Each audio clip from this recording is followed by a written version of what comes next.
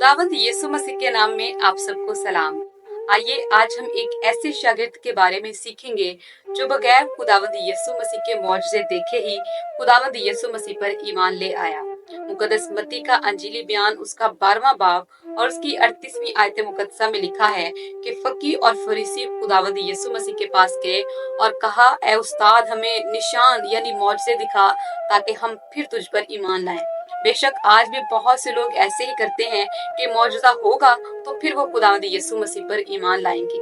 लेकिन जब हम किताब मुकद्दस का मुताला करते हैं तो खुदावंद यीशु मसीह के सबसे पहले शागिर्द जो थे वो मुकद्दस इंद्रियास थे और वो बगैर खुदावंद यीशु मसीह के मौजज़े देखे ही खुदावंद यीशु मसीह पर ईमान ले आए।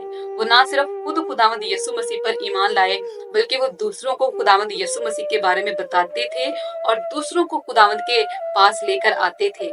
सबसे पहले उन्होंने अपने बड़े भाई शमौन पतरस जो थे उनको खुदावंद यीशु मसीह के बारे में बताया कि हमें क्रिस्तुस यानी मसीहा जो है वो मिल गया, और अपने भाई को खुदावंद यीशु मसीह के पास लेकर आए।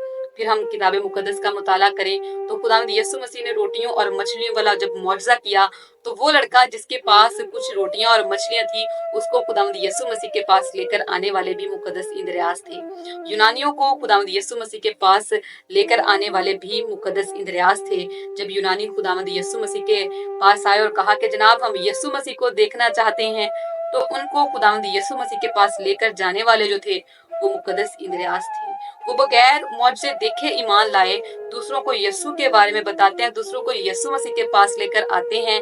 आज आइए मैं और आप भी खुदावंद के कलाम का मुताला करें, खुदावंद यीशु मसीह पर ईमान लाएं, दूसरों को खुदावंद के बारे में बताएं और दूसरों को खुदावंद यीशु मसीह के पास लेकर आएं। बाज़ औक़ात हम मौजज़ों तक महदूद हो जाते हैं।